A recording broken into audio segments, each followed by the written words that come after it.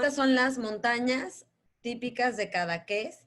Y entonces pues vemos que están en toda su obra, va a estar este tipo de rocas, que bueno, a él le gustaba mucho desde la infancia con su hermana Ana María, estar poniéndole formas y estar inventándose formas a estas rocas. Luego se subían, por ejemplo, en una lancha y al alejarse, pues cambiaban ¿no? De forma, como cuando uno juega con las nubes a verles formas, inventar historias, pues eso hacía, y eso lo vamos a ver reflejado muchísimo en sus paisajes, ¿no? Este tipo de rocas, de paisaje rocoso como los de Cadaqués. Este es una foto con Lorca. En 1928, Lorca se hace famosísimo. Él era el más popular ya en la academia, porque hablan de él que era muy talentoso. ¿Se acuerdan que pues la gente como primero no se quería acercar a él porque era muy afeminado y él sí era como muy abiertamente afeminado?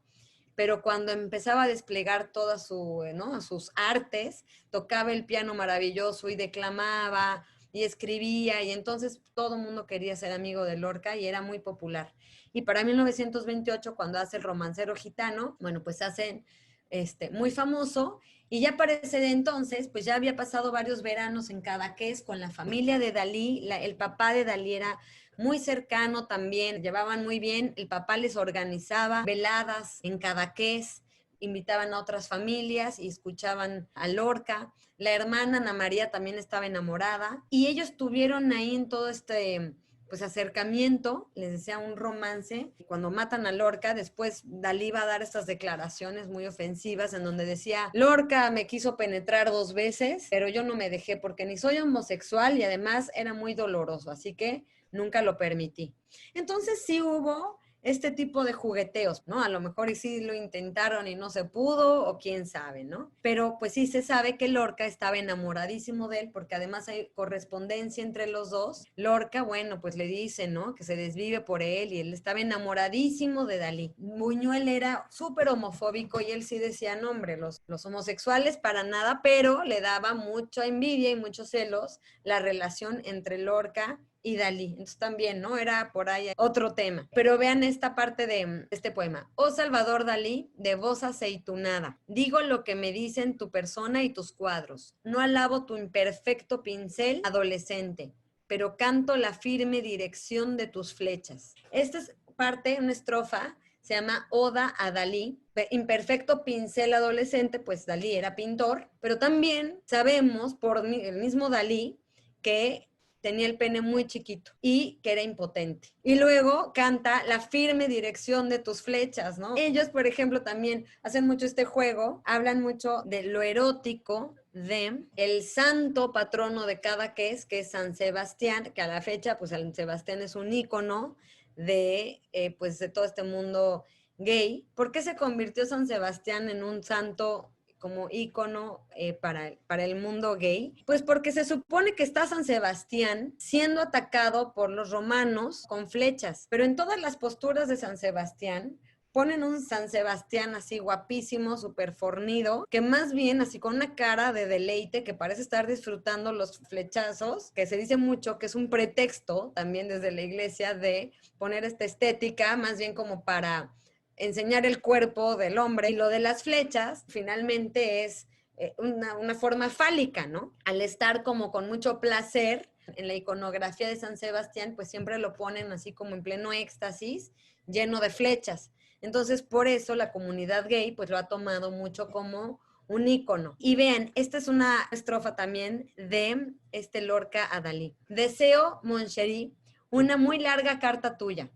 En mi San Sebastián te recuerdo mucho y a veces me parece que eres tú. A ver si resultara que San Sebastián eres tú. Pero ahora déjame que use su nombre para firmar.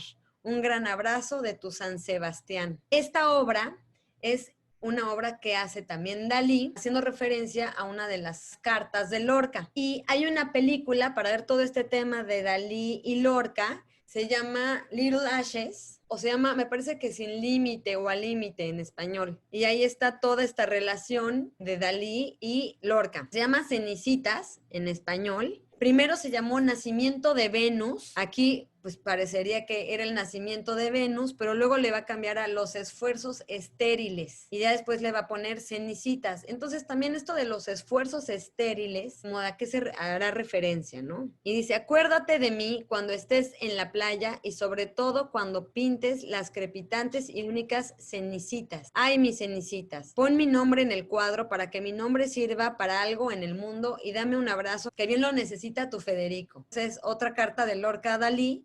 Y Dalí le va a poner cenicitas a esta obra, ¿no? En referencia a esta estrofa de la carta que le mandó Lorca. Y aquí tenemos, por ejemplo, estas cabezas en donde están soñando, como un torso masculino, medio amorfo ahí, con sueños ahí muy eróticos, ¿no? Por ejemplo, aquí, ¿se acuerdan que por ahí decía Dalí que él era el gran pintor de nalgas? Y bueno, referencias, piernas, por acá bustos de mujeres. Sus amigos decían, no, a Dalí lo que le gustaría sería un hombre con senos de mujer. Era esto como que lo que le atraían. Y bueno, vean ¿no? Como un burro. El burro también para Buñuel y Dalí es también, habla de sexualidad. En esta obra de El perro andaluz también ponen unos burros muertos sobre un piano hablando de sexualidad. Y aquí como formas fálicas. Tiene toda esta amistad con Buñuel, con Lorca. Mientras tanto, en París estaba este movimiento que era el surrealismo. Este nombre de surrealismo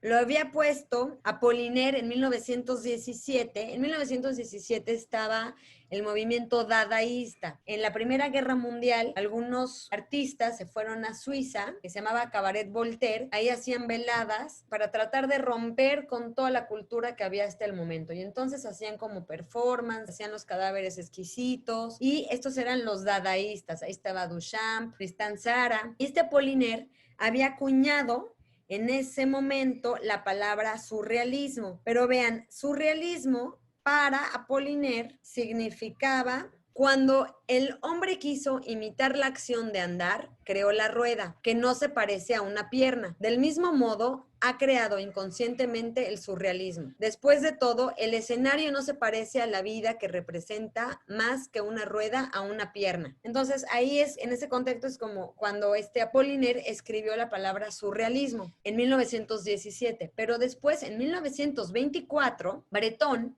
hizo su manifiesto en donde él decía, voy a definir de una vez y para siempre. Muy Bretón, ¿no? Él tomando el control ahí de la situación de su movimiento. Surrealismo, sustantivo masculino, automatismo psíquico puro, por cuyo medio se intenta expresar verbalmente, por escrito o de cualquier otro modo, el funcionamiento real del pensamiento. Es un dictado del pensamiento sin la intervención reguladora de la razón. Por eso era tan importante que fuera en un momento como de ensueño, ¿no? Antes de despertar, es ese momento en el que todavía no estás consciente para tú meterle mano y arruinar el pensamiento que ya está saliendo ahí. Ajeno a toda preocupación estética o moral. Porque entonces lo que dice Breton con el surrealismo es que hay que dejar que el inconsciente esté trabajando, pero en el momento en que llega la razón, ya empiezan estos tabús, ¿no? Ya empieza esta necesidad de no poner algo que no es políticamente correcto. Hay que dejar que salga este subconsciente. Filosofía. El surrealismo se basa en la creencia de una realidad superior de ciertas formas de asociación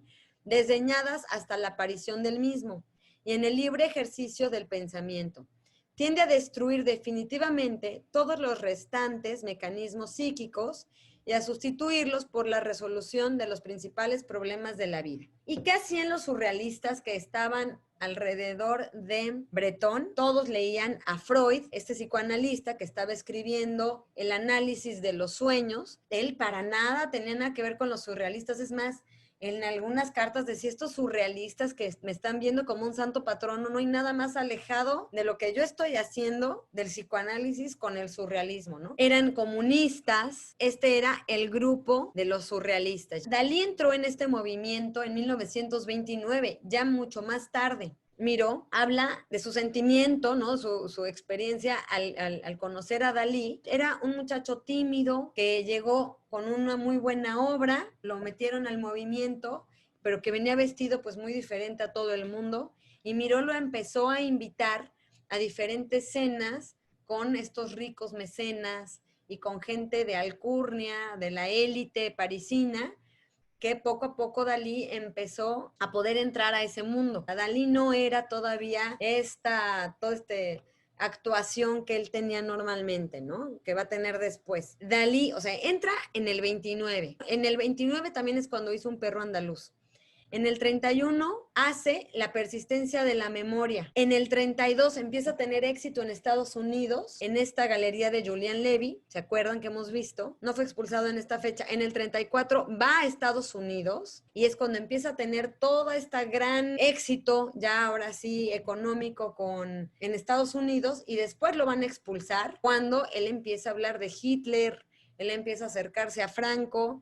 Y es ahí donde Breton ya no puede más, ¿no? Sobre todo que empieza a hacer una obra sobre Hitler y todo, y ahí le dicen, y a hablar bien sobre Hitler, ¿no? Entonces a los surrealistas eso les parece demasiado y lo expulsan. Lo expulsan y Dalí dice, el surrealismo soy yo, pero él ya estaba en la cumbre del poder y claro que ya no le importó para nada que lo expulsaran del movimiento. Esta de las primeras obras, en 1929 todavía, al mostrar esto al grupo surrealista, cae como anillo al dedo de lo que Breton y todo este grupo estaban diciendo, estaban pidiendo para su movimiento. Se llama Los primeros días de primavera, esta figura del adulto con el niño. Y aquí está este señor, es un viejo, se parece mucho a Freud con su traje y como que le está diciendo, como que la niña le está ofreciendo algo. Y aquí con las sombras parecería, ¿no? Como un pene erecto. En todos lados va a aparecer esta cara que duerme, está con los ojos cerrados, está langosta en la boca,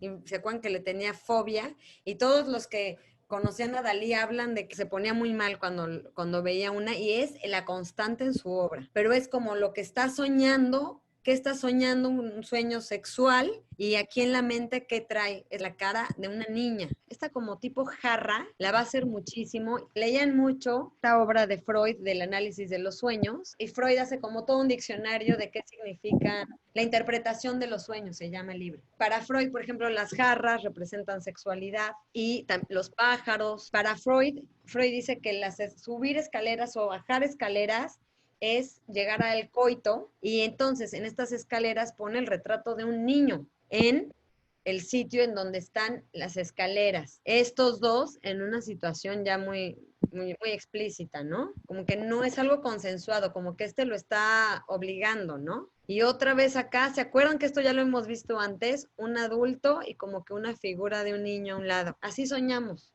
¿no?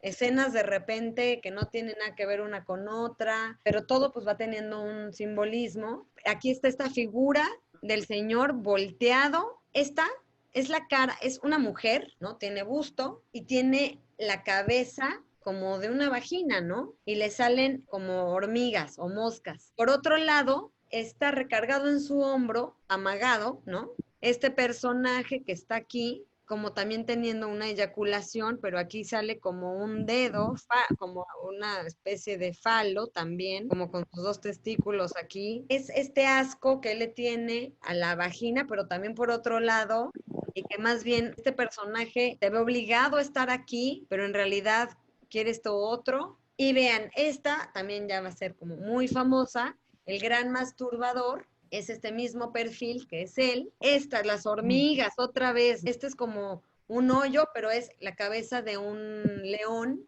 como una representación también como de una vagina. Él se la imaginaba así, como con este terror de la vagina con dientes así monstruosa que te va a comer, ¿no? Y aquí estos personajes abrazados, pero este también es un personaje como de cara de huevo, el gran masturbador, y la figura femenina aquí. Ahora, por acá también este personaje que siempre está solo dándole la espalda a la escena. Vean, el que está buenísimo y tiene muchos libros sobre Dalí es Ian Gibson. Ian Gibson tiene el de La vida desaforada de Salvador Dalí y además también tiene de Lorca y de Buñuel. Y él es el biógrafo más importante de Dalí porque él se dio a la tarea de ir a corroborar todo lo que Dalí decía y Ana María, corroborar con archivos y todo, que fuera fidedigno, ¿no?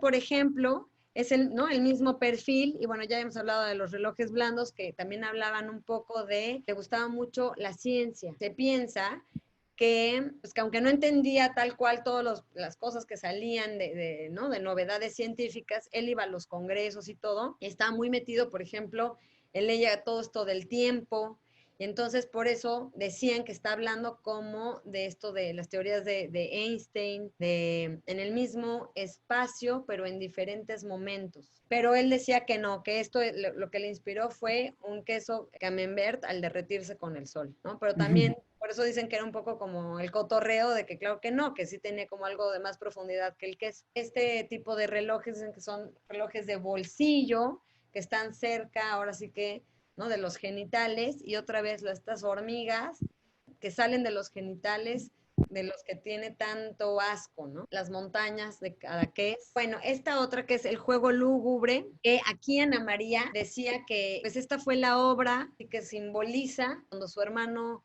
pues desgraciadamente conoció a todos estos surrealistas de París y que le destruyeron la vida y destruyeron su familia, lo cambiaron, lo transformaron, lo hicieron hacer cosas impropias.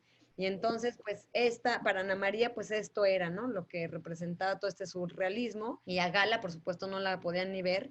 Pero pues para ellos perdieron a Dalí en el momento en que Dalí entró a este movimiento. Otra vez, la misma cara, el rostro de Dalí soñando con el mismo saltamontes, soñando. ¿Qué está soñando? Pues es todo un remolino aquí de diferentes símbolos, una mujer, un dedo que va a entrar este orificio y estas como unas nalgas, ¿no? Y aquí lleno de hormigas, la mano con el cigarro. Estos son también como representaciones así medio de vaginas. Y esta escultura es una constante la vergüenza en su obra, todos tapados de los ojos. También vean esta cara, por ejemplo, con esta boca como de vagina también. Esto con forma fálica, el de la escultura.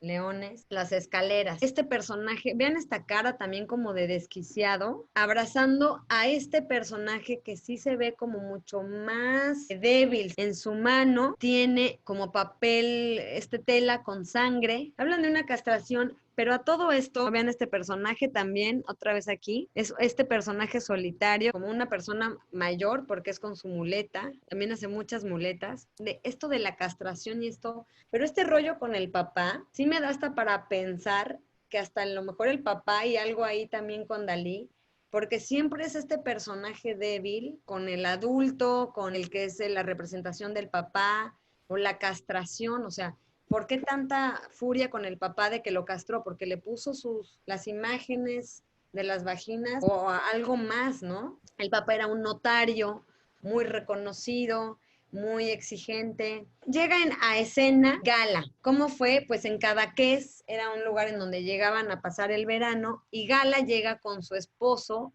Paul Eluard. Ellos se habían conocido en 1916. Él era de una familia de mucho dinero.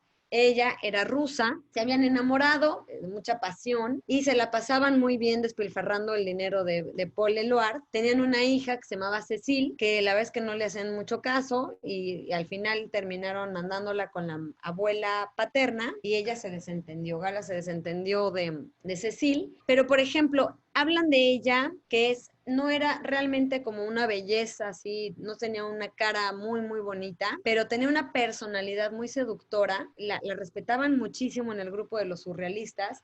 Ella era esposa de Paul Eluard, que era escritor, pero ella también participaba, ella escribía muy bien. Por ejemplo, era muy abierta sexualmente, lo hacían tríos con Paul Eluard. No te pierdas el próximo video y no te olvides, por favor, de darle like o compartir. Nos vemos a la próxima. ¡Suerte!